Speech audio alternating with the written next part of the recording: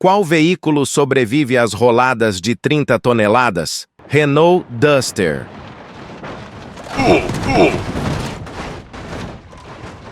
E morreu. Fiat Marea.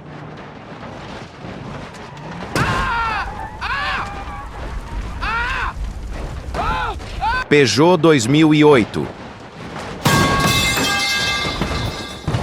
Isso aqui dá, gasta dinheiro com merda. Gol quadrado.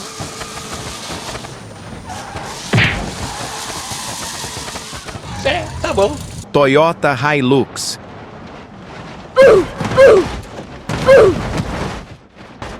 Faleceu. Volkswagen Jetta.